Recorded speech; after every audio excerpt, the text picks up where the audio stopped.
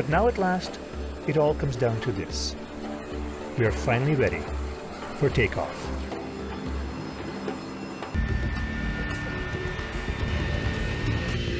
Air Canada 876, traffic. Air Canada 876, runway 24 left, taxi via Delta, altimeter 3026. Ladies and gentlemen, we should be departing very shortly. Would the flight attendants please take their positions for takeoff? Thank you. You're advised, ADI and HSI. Checked and checked as well. Packs are auto. Transponder lights to go. Here we go, 155, 159, 164. Runway heading to 1000, left turn 235, maintain 5, noise abatement 1. Roger. Air Canada 876, Toronto Tower, clear for takeoff, runway 24 left. Takeoff 24 left, Air Canada 876. 3000. TARA.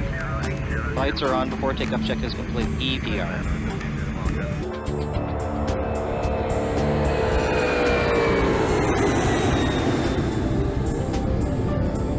Positive rate. Gear up. Heading select. 235. Sorry. 235 now. Air Canada 876, clear to 5, departure 28. 5000, 88, Air Canada 876. Departure, Air Canada 876, heavy with you through 2,400 for 5,000 off left side. Air Canada's 876, radar identified on departure, maintain 5,000. Maintain 5,000, Air Canada 876. It'll be 7 hours to Frankfurt. Flight 876 is airborne. We're about a minute late right now, and plus 3.7 on the gas using the low one. Alrighty, thank you. Hey, Gander, good evening. It's Air Canada 876. Air Canada 876, good evening. Say your estimate for RAF, and if you have your data link, go ahead to read. Air Canada 876, we're estimating RAFN at 0153. We're clear to Frankfurt via track Tango. Flight level 330. And it's a track message of 271. Air Canada 876, readback is correct. Return to control now, good night. Air Canada 876 in the sequence 28037, good night. Overspeed. Well, there you go, that's the bumps. Okay, I'm gonna What put if them we in. do it on spec, yeah. And Gander, Air Canada 876 position. Canada 876, center, go ahead. 876 position, RAFN 0153, flight level 330. We estimate 45 north, 050 west, 0201.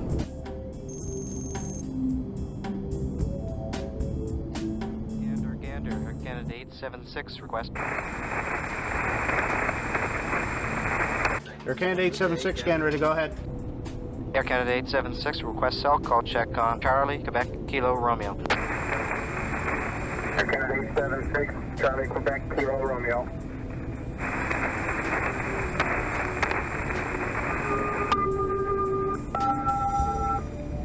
Cell call checks, Air Canada 876. Yeah. Air Canada 876 position. Air Canada 876, Charlie, good morning. Morning, Air Canada 876 position, 49er north, 030 west, 0340, flight level 330, estimate 51 north, 20 west, 0424, next 52 north, 15 west, fuel 23.3, and that's copy to Gander, Air Canada 876, cell call Charlie, Quebec, Kilo, Romeo. Air Canada 876, Charlie, your position is copied out, okay. Your backup frequency is 2971. Air Canada 876 position. Air Canada 876, disregard the report, spoke 2737. 2737, Air Canada 876. Air Canada 876, identified, cleared to Frankfurt, direct to Cork, Upper Lima 607, maintain flight level 350. Good morning, Air Canada 876, heavy, flight level 370. Air Canada 876, London, good morning. Your routing is Upper Lima 607, Upper Gulf 1 to Frankfurt. At the moment, we're not too concerned with the business of airports. We're busy with the business of landing. We're preparing to touch down on a European tarmac as soon as they can fit us in. Flight 876 is almost over. Almost. In Frankfurt.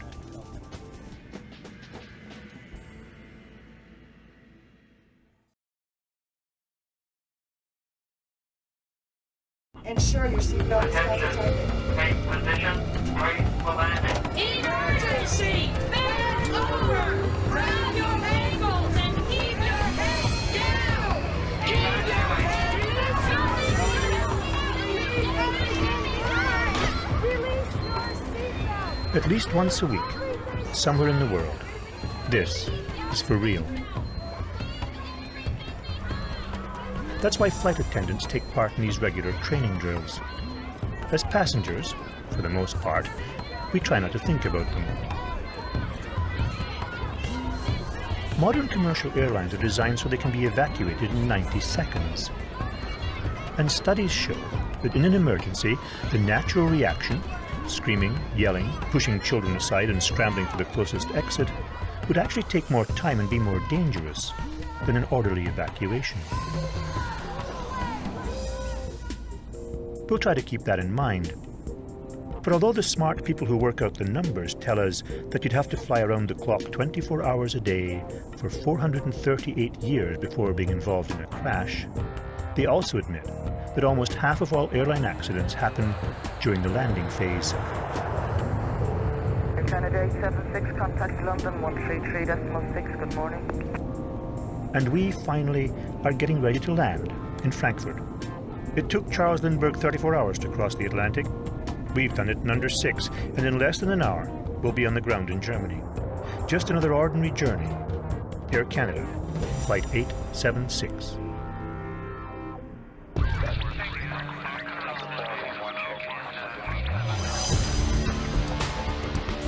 Flap 5.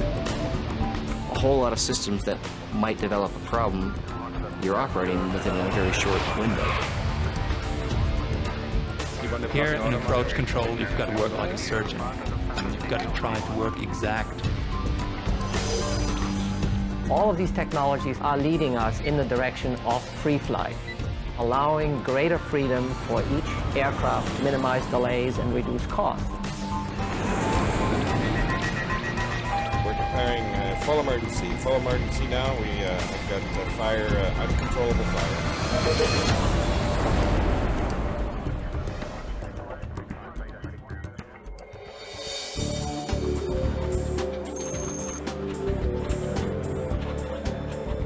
This year, the world's commercial airlines will carry over 1.5 billion passengers. In the next 10 years, that number is expected to double. The 200 of us who left Toronto for Frankfurt last night on Flight 876 have now become part of those statistics, adding to the flood of people who now take crossing the Atlantic for granted.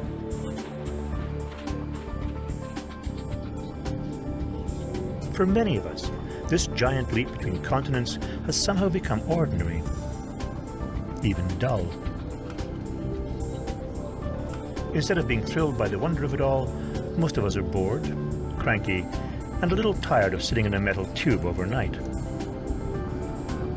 London, good morning, Air Canada 876 Heavy, flight level 370.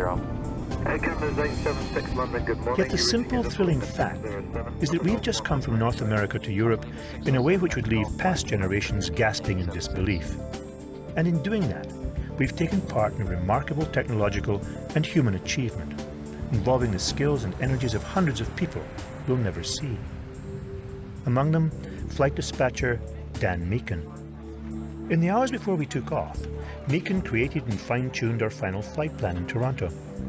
He spent a big part of his shift monitoring our progress. Now, his workday done, he's passed us on to his replacement, Julie Mayotte. She will continue to flight watch through the Toronto night until we are safely down in the Frankfurt morning. It's busy on midnights because we got everything landing into Europe very soon, and shortly after just do a quick turnaround and we have to take them out of there. So every shift is a very busy shift because there's always somewhere in the world where it's daytime or rush hour, late afternoon. So even before we checked our luggage, the invisible system that makes all this work took control of us with staggering efficiency.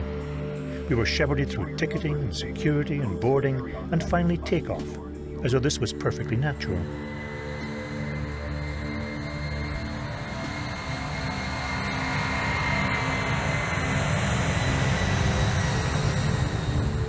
Air Canada's 876, radar identified on departure, maintain 5,000. Once in the air, we became the responsibility of a complicated network of people and machines that got us up into the Ontario skies and out across eastern North America to the Atlantic coast. Scotty 904 again. There, where we thought we were alone in the night sky, we were actually part of an armada of 500 other night-bound ships of the air, taking 125,000 passengers in the dark to Europe. Like them, we were slotted into one of the North Atlantic tracks, where we hoped to pick up the jet stream, which would help speed us across the sea. The tracks are an enormous highway system which operates beyond radar range, where safety restrictions keep aircraft 60 miles apart, with 1,000 feet of airspace above and below them. Delta 148 clearance. At Gander, Newfoundland, oceanic planners confirmed our route and followed us halfway across the sea before we were handed over in the middle of the ocean and the middle of the night to planners in Ireland and Scotland. 20 west, 1234, flight level 380, 55 north, 30 west. And it's all happened without any fanfare or announcements. Just a remarkably efficient and invisible army of people working to get us safely from one world to another. While they've been working on our behalf, we've had dinner, a movie, and just a little too much wine.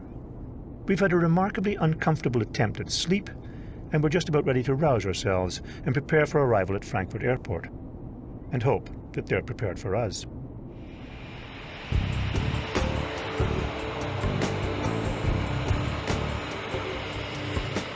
In the airline business, Frankfurt has one of the great reputations.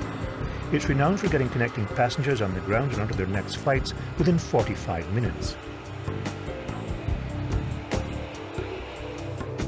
This airport is a business which brings in nearly $2 billion a year.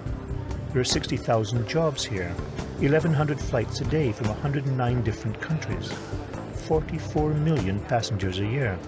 But for Christian Hafer, Senior Vice President at the airport, maintaining Frankfurt's reputation has less to do with the number of people and more to do with what they bring with them.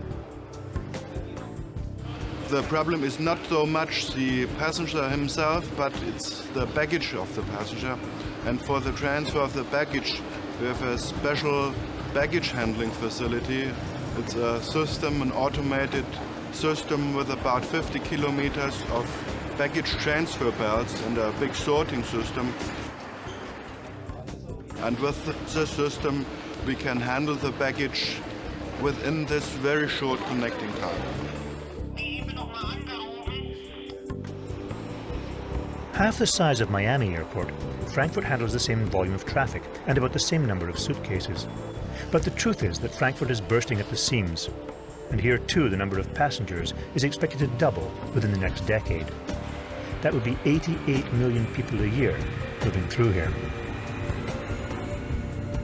Frankfurt's parallel runways were built in the days before jets, and because they're less than a mile apart, cannot be operated independently. No two aircraft can take off and land at the same time.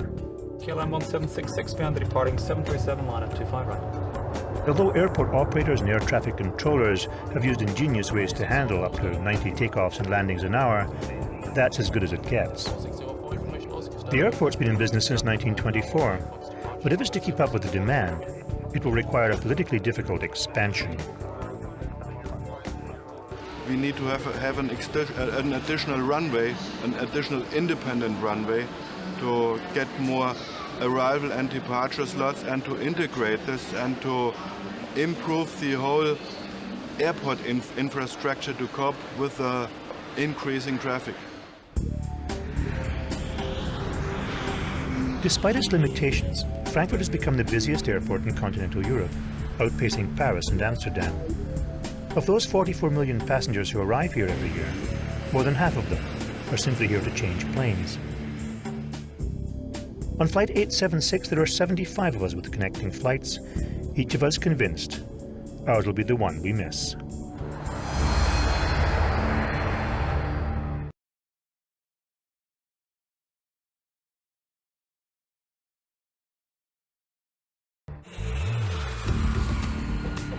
Three of the world's busiest airports, Charles de Gaulle in Paris, Heathrow in London, and Frankfurt in Germany, are within an hour's flight of each other. The real estate between them is smaller than the state of Texas.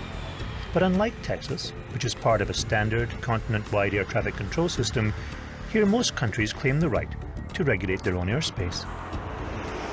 9 miles out now. In the US and Canada, the rules of air travel have a comparatively simple history. As aviation evolved, each country developed a nationwide system to deal with it. When the systems overlapped, they compromised. But in Europe, each individual country claimed sovereignty over its airspace. So believe it or not, we ended up with 31 nations using 22 different operating systems, each country claiming an historic right to making its own rules. We ended up with a huge, complicated mess. In Europe, airline congestion's a bad dream on its way to becoming a nightmare. Airline 503, radar heading to London, 121.22. In 1960, to try and unify the various systems, 6 European countries created one central body, Eurocontrol, to deal with the problem. They talked for more than a decade, but finally agreed on one international facility to handle all flights over 25,000 feet above Luxembourg, Belgium, the Netherlands, and part of Germany.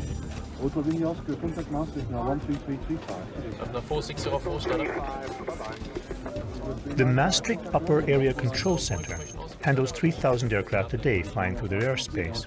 The vast majority are climbing or descending into Paris, London, and Frankfurt, but it only operates above 25,000 feet.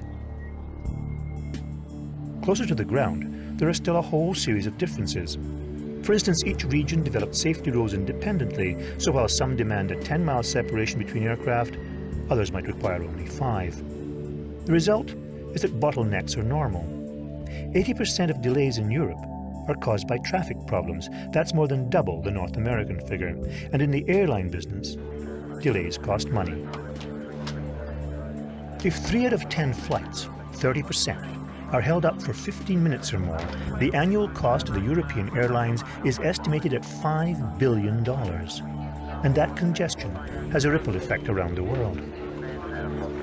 Master, good morning, Air Canada 876 Heavy, flight level 370. Air Canada 876. For the moment, though, Flight 876 seems to be on time.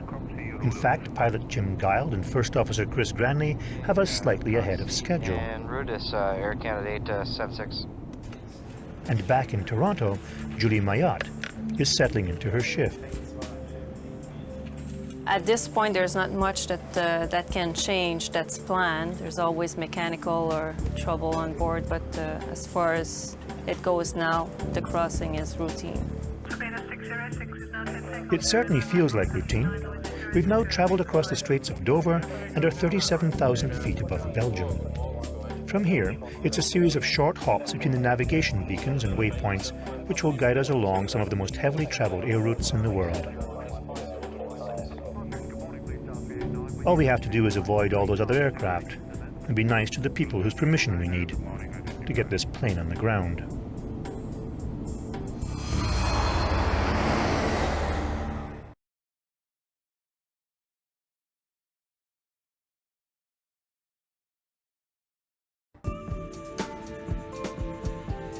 For nearly 7 hours, we've been sitting in the most successful transatlantic aircraft in aviation history. Nearly half of all transatlantic flights are now on Boeing 767s. It's efficient, economical, and can make money carrying its 200 passengers. For the airlines, there isn't the same pressure to sell the 400 seats it takes to fill a 747 jumbo jet. But it's the jumbo and its successors which are now at the core of a battle between the large aircraft manufacturers. For the aviation business is on the verge of a huge technological revolution.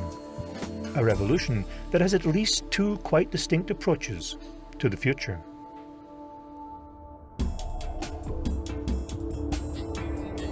Although they laugh about it now, when the 747 first came into the market in 1970, the fear was it would bankrupt Boeing. No one had ever conceived of a passenger jet so large. It was a huge gamble, which paid off. To date, they've sold more than 1,100 of them, putting about $130 billion into Boeing's bank account. In the case of the 747, bigger proved to be better. But the question of just how much bigger aircraft can become and still operate efficiently is the one that gets to the very root of the differing philosophies inside today's aviation industry. A decade ago, some airlines argued that because landing slots at airports were becoming increasingly scarce, it made economic sense to deliver more passengers per slot. Others pointed out that the cost of fuel it would take to carry them and the time it would take to load and unload these passengers and their baggage made the whole thing unpractical, uneconomical. Boeing had plans to build a bigger version of the 747 capable of carrying 520 people, but they shelved those plans in 1996. But Boeing's major competitor, Airbus Industrie in France, continue to develop their own version of a super jumbo and are offering airlines a plane so large that it dwarfs all previous adventures in the air trade.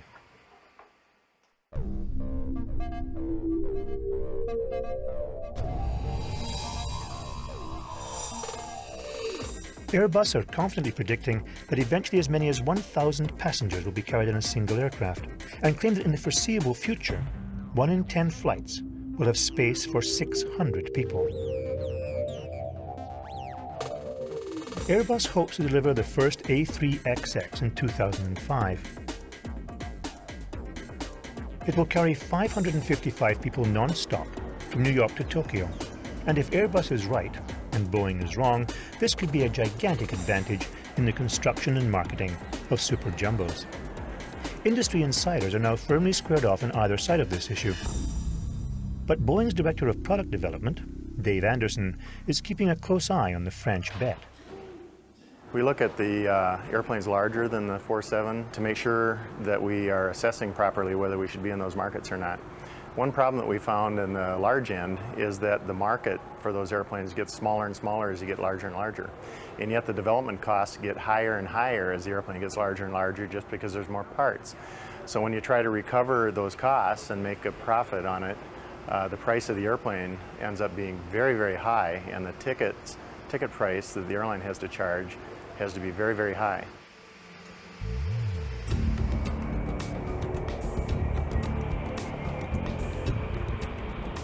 If bigger is not the solution to congested airways and airports, another suggestion is for smaller but faster planes. Planes that fly faster than sound. We work with NASA primarily to solve the technical problems associated with going supersonic. So far we haven't been able to find a combination of the right materials that'll stand the high temperatures of flying supersonic and the engines that'll push the airplane that fast without making an exorbitant amount of noise on the ground. So we're still looking forward to closing that, what we call the cost, price, and market loop on that airplane before it's economical enough to build.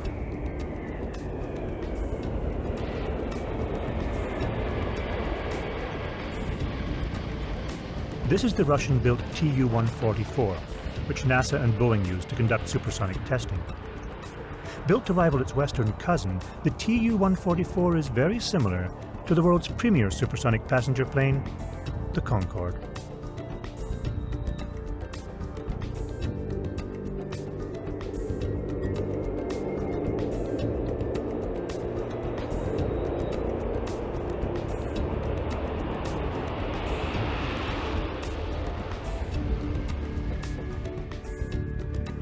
All Concordes were grounded after an Air France Concorde crashed near Paris in July 2000.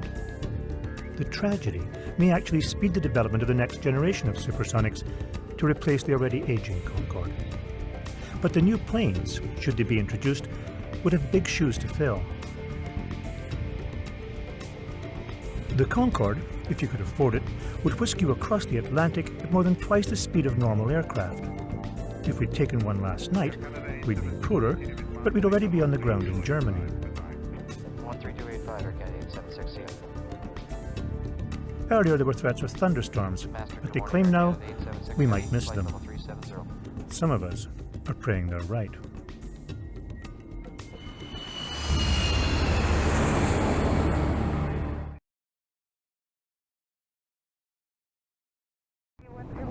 At Choka, I'll call bug up. And when we're at the bug with the flaps up, I'll call flight level change climb thrust, and if appropriate, command center. Okay, I'll make sure you get the flaps at 20. Make sure you got go-around power attitude indications. Watch how Captain Jim Guild and First Officer Chris Cranley get along. Even though they don't normally work as a team, this cooperation isn't accidental. It's part of their job. Okay, and the rest of the pre-descent check whenever you want to do it. And give you some numbers here. Both men are trained, competent flyers. Their technical proficiency is beyond question. But being able to fly is only half the equation. The other half can lead to disaster. 146. Approach briefing is completed. Bugs are set.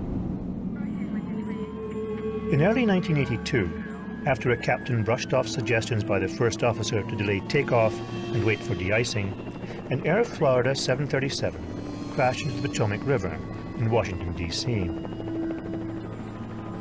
At the time of this tragedy, most pilots around the world were just being introduced to what's called Crew Resource Management, CRM. This training method, which is now industry standard, relies on the ability to develop interpersonal skills. 60% of all airline accidents are caused by human error, and helping avoid those errors is part of Ed Jokinen's responsibility as manager of flight training at Air Canada. Pilot error. It's normally the failure of an entire system that results in an event, such as an aircraft accident. You could point to the technical problem and say that caused it. What you really need to do, if you want to ensure that training programs address the issues that led to the accident, then you have to not only take that technical problem, but how the crew brought their resource management skills to bear on that specific issue.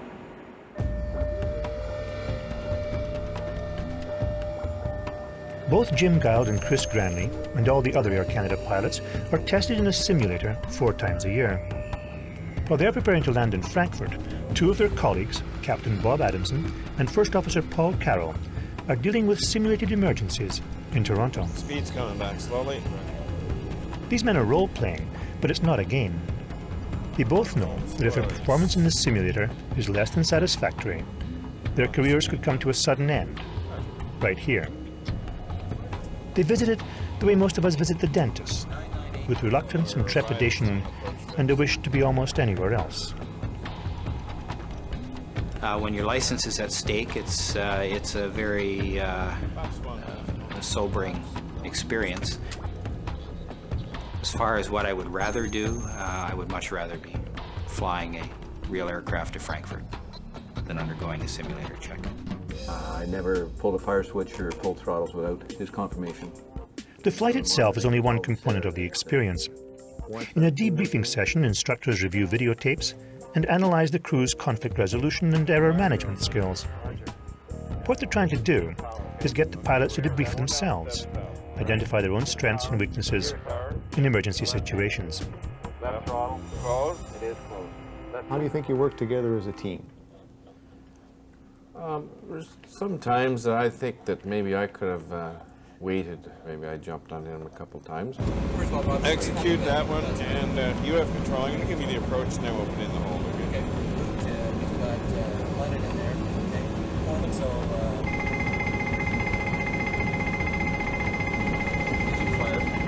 Roger. Power, gear up. Gears up. And fire drill, please. Give the power, okay? Okay, we're going down to 7,000. All right. Give the power. Gears up. Yeah. To left engine. Left throttle. Closed. It is closed. Left fuel control switch. Cut off. Cut off. Left fire switch. Pull. Pull it. Fire remains on. Model 1 discharge. Discharge light on. Got the timing. London Air Canada 843. We're declaring full emergency. Full emergency now. We have got fire, uncontrollable fire, uncontrollable fire. If you wanted the emergency landing checklist done, and I had time to do it. What are you looking for, Paul? Bob, I got the emergency landing checklist if you want it. We won't do it. We'll just do severe aircraft damage drone when we get on the ground. Okay, I'll just, roger. Right. Yeah. I'm just saying that I think we had time to do the checklist. I had the checklist out and you said, forget it, don't worry about it. And I went ahead and did part of it anyway. Gear down. Flaps 20. I felt the priority is to get the airplane on the ground as quickly as possible. Yeah. With as little distraction with checklist as possible. And with that's the second my item too. reasoning behind it. Yeah. Well, you're probably not going to change too many people because, you know, as your wife has probably told you, you're not going to change. But you can hopefully realize the way you are, and that's more what it's designed to do. Reverse. Auto reverse only. Evacuate the right-hand side of the aircraft. Immediately. Evacuate. It's nice to know they have all this emergency training. Our hope is that they don't have to use it. At least not today, and not with us, as we get ever closer to landing in Frankfurt.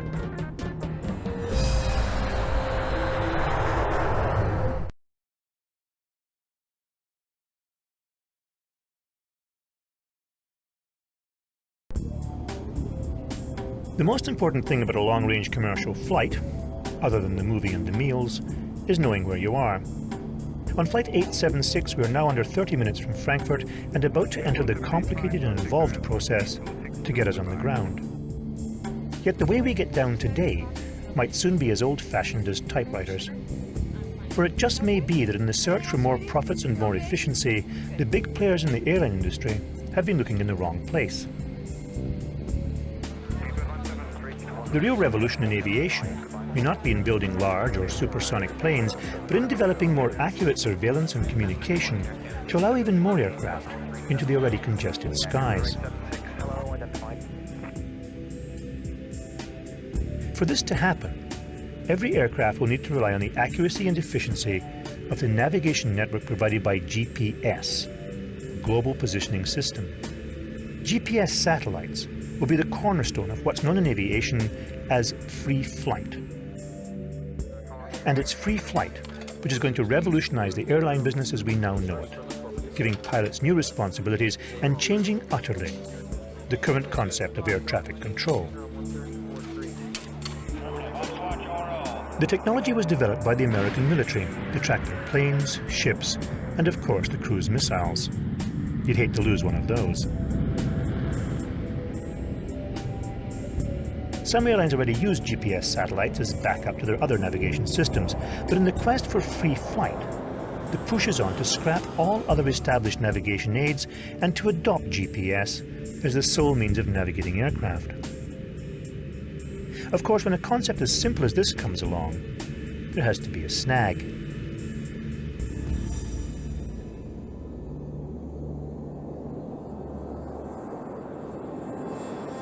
Although the available GPS is very accurate, you can give your position within more than a football field or so, but that isn't precise enough for commercial aviation.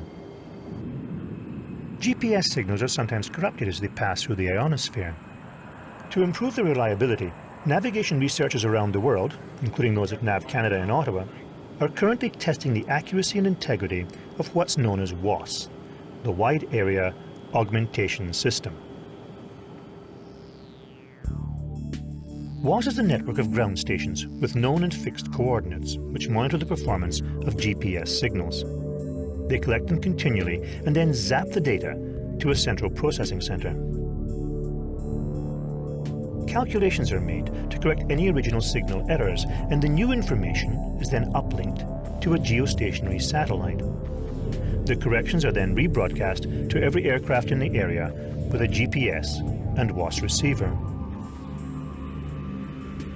This is groundbreaking stuff because it means that every plane in the air will know its exact position to within 30 feet, whether over the North Atlantic Ocean or the streets of New York City, and every aircraft will be relying on the same universal system to tell it where it is. Imagine each aircraft automatically broadcasting its position every few seconds to air traffic controllers on the ground, like radar that works everywhere, even over water. In Gander, where controllers have no radar pictures of planes over the ocean, they would see for the first time where each aircraft was. That would allow them to drop the current safety requirement of 60 miles between aircraft to, say, 6, meaning the number of jets able to take advantage of the jet stream's powerful tailwinds could increase tenfold. Over land, planes would be free to chase the best tailwinds regardless of where the established airways had been carved out. It would be like taking a bus downtown on any route the driver chose to avoid traffic jams or roadworks and make sure passengers got to their destinations using the quickest and therefore the cheapest route. For passengers, this probably wouldn't give us a break in the ticket price, but it would guarantee to reduce delays. Ross Bowie is leading Nav Canada's research into satellite navigation. SatNav gives us freedom that we've never had before. Today, people fly along paths that are defined by the aids on the ground. Satellite navigation is an area navigation system. Lets us fly on any track. It's like being able to build a road anywhere you want to reduce delays. But not everyone is cheering the arrival of free flight. Some air traffic controllers argue that controlling aircraft in airspace around an airport is hard enough when they're following established and predictable routes. When they start flying in from whatever route fits their pocketbook, this job will require a whole new philosophy and a whole lot of new technical help. Eagle 830, center maintain 5,000, runway 36 left. In California, NASA researcher Heinz Erzberger and his team are now building software which will let air traffic controllers keep pace with aircraft equipped to take advantage of free flight. You have to keep in mind that in an airplane nowadays, in a modern airplane, you have lots of automation. There's a highly automated cockpit. The pilot can fly by the buttons from point A to point B. There's a very contrasting situation that you have on the air traffic control system on the ground that watches over these airplanes. You have almost no automation. So we came along with an idea that would really provide, you might say, intelligence, planning intelligence, and advisory capability to the air traffic controllers so they could move traffic more efficiently, get it down on the ground with the least amount of delays. The technology NASA is developing will redefine air traffic control, but they have an even grander concept for the future.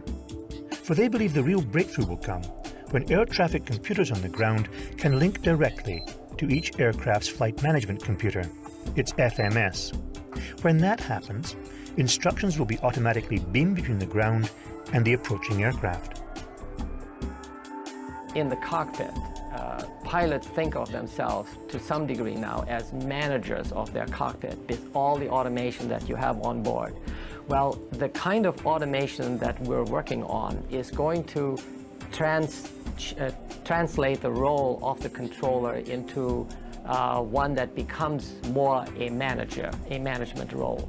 And I think that is definitely an area that is evolving as these automation tools become accessible to controllers.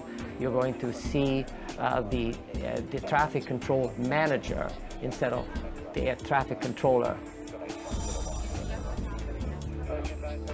That's what this is all about. This NASA 757 test plane is coming in for a landing.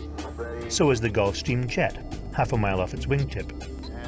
What's unique here is that as well as using the same augmented GPS system to tell them where they are, each aircraft's autopilot is monitoring the other plane's instruments. If either aircraft, for whatever reason, deviates from its course, the other plane's computer will alert the pilot to fly an evasive maneuver. Climb, turn, climb, turn. Sophisticated monitoring of planes will permit more aircraft to fly together in a congested airspace. While the responsibility for separation stays with the pilots and ground controllers, it will be the computers which will end up doing most of the real work.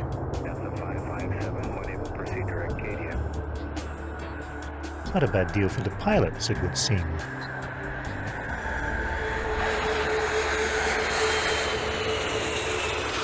The free flight concept is it's just a matter of time before it comes in. There's a lot of technologies being developed in parallel that are going to be required to be online at the same time to actually make it happen, because you really can't do it until everything is available to you. From the pilot perspective, free flight, we could go up and do it right now. There is little doubt that the airline industry is on a collision course with free flight, and it won't be long before it too becomes the accepted and normal way of doing things. We might even get used to it, but on Flight 876, we're still doing it the old-fashioned way. And the technology that brings us the weather tells us the thunderstorms are now not expected until after we arrive, which among some passengers simply proves the power of prayer. They put 43 planes on the ground every hour here, and 876 is about to become one of them, with any luck.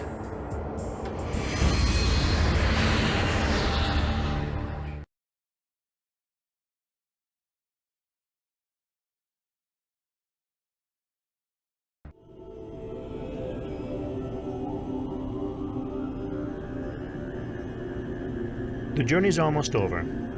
We're ready to start down. The engines on our 767 are most efficient in the thin air, above 30,000 feet. If we were to start down too soon, it would mean that more fuel would get burned in the denser air closer to the ground, and that would add to the cost. Canada 876 on the heading, start descent flight level 330. On the heading out of 370 for 330, Air Canada 876. The aircraft's flight management computer calculates the optimum descent rate for the best fuel economy, but air traffic control aren't interested in our fuel costs. Their job is to get us on the ground, quickly and safely. Air Canada 876, continue descent flight level 310. Continue descent 310, Air Canada 876. On the way down, we'll actually go through 3 different sets of controllers. Maastricht will be responsible for everything above 25,000 feet. Then Frankfurt area controllers will take us down to 9,000 feet when they hand us over to Frankfurt approach for the final stages. There will be the responsibility of air traffic controller Merrick Kulink and his colleagues, who see their role as being much more refined than the controllers who don't deal with the final landing. The difference between an area controller and approach controller is like the difference between a butcher and a surgeon, you know. When you're doing area control, all you've got to do is to keep your aircraft away from each other. You got your mileage that you have to do, and if it's 6 miles, nobody will complain if you're doing 12 miles or so. Here in approach control, you've got to work like a surgeon. You've got your minima, and you've got to go very close to them. You've got to try to work exact. If you're doing less than the prescribed minima, you're working illegal. If you're doing more than the prescribed minima, you're wasting space and capacity of the airport. So it's always like walking on the edge of a knife, you know. The knife edge is honed by the approach coordinator. He is the final authority in telling the neighbouring controllers when he's prepared to accept another aircraft for landing here. His job is to constantly juggle the schedules, fitting in errant flights where he can. If a flight is early or late, he'll hold them up until a slot opens up. And we are a tad early, so of course, we're going to be held up. Air Canada 876, start reducing your speed and rate of descent over Rudolph. Enter holding until time 0642. Okay, we're going to slow down the rate of descent and speed and confirm that was cleared direct to Rudis. Affirm, and over Rudolph, enter holding until time 0642. Okay, over Rudis, enter holding, expecting further 0642, Air Canada 876. Holding means that planes will be stacked, flying in a large racetrack pattern at a prescribed altitude. They're separated by 1,000 feet of airspace. New arrivals enter the holding stack at the top and are gradually worked down as the stack is emptied from the bottom. Call me 100 above the minimum. I'll call landing or go around the event of missed approach. Climb straight ahead to 2,500 after passing Fox Whiskey NDB. Continue climb to 5,000 when crossing 4,000. Left turn to C-FMWU. Right, 110, Air Canada 876, 110. With planes coming and going here every 40 seconds, approach controllers have to process a lot of information very quickly. To get the proper spacing between the various aircraft, they have to know which type of plane they're dealing with, its maneuverability, how the weather will affect the runway surface. Canada 876, descent flight level 70. As we get closer to the ground, the job gets trickier. Flap 1, please.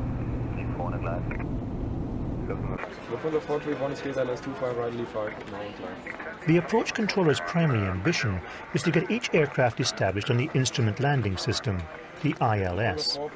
This is the standard in navigating flights to the runway. It's highly accurate and has proven to be remarkably dependable, and it means exactly what it says. The instruments can land the plane. Think of it as an automated ski slope, 10 miles long, with a 4,000-foot drop, where skiers follow each other in single file and are kept equal distances apart. The ILS's key ingredient is a localizer, which sends out 2 directional signals in a fan-like pattern. Where these patterns overlap provides the aircraft with its landing line. The ILS also creates a glide slope, which angles up from the runway at 3 degrees. 4 miles from the threshold, a radio beacon confirms the distance, to touchdown. Left and center ILS identified. Putting these two calculations together, the incline and the landing spot, the autopilot can now fly the entire approach, land, and apply the brakes after touchdown without any human intervention. So if a computer can fly the plane and land the plane, what are these guys doing here anyway? Turns out, when the weather's bad, they let the autopilot do it. When it's good, they like to practice. 876, maintain speed of 20 until further instructions. The auto land is not used that often unless the weather is very low. Pilots generally like, in all truthfulness, pilots like to land the aircraft by hand. If the visibility gets down in fog or that type of meteorological condition, you are required to employ all the automation that you have available to you, which would include right down to an automatic landing. Canada 876 is still ILS 25 right, heading 280 to intercept.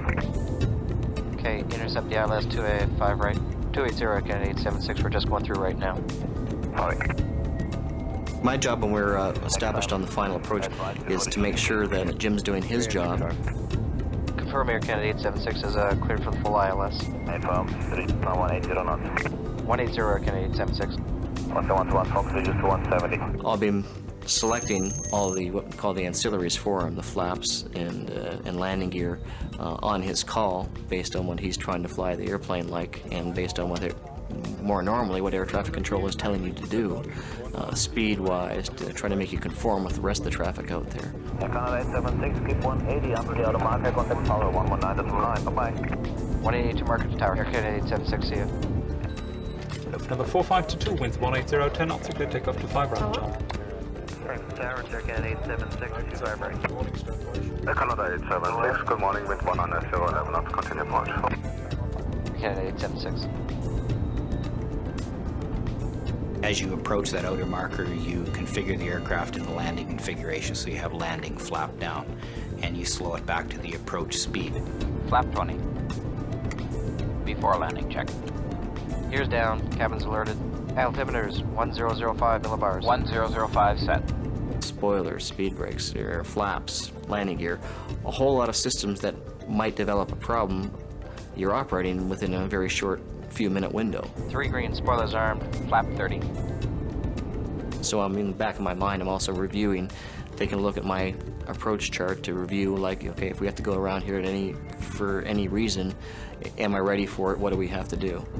Lever 3 greens, spoilers armed. 4 landing checks, complete, altitude checks on the way by, Mr. Approach, altitude 5,000 feet is set. 30 flap to VREF 134. Canada 876, wind 210, you're clear land runway 25 right. And then the last couple of feet is pretty much up to the guy flying. 100 above. Roger.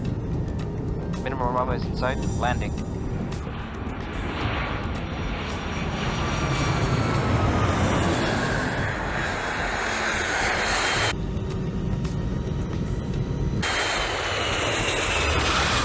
Spoilers up. Reverse.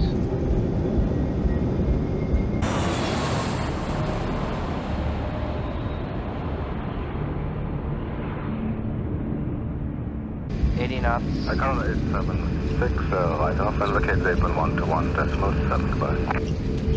Right to apron 21-7, Air Canada 876. We're down.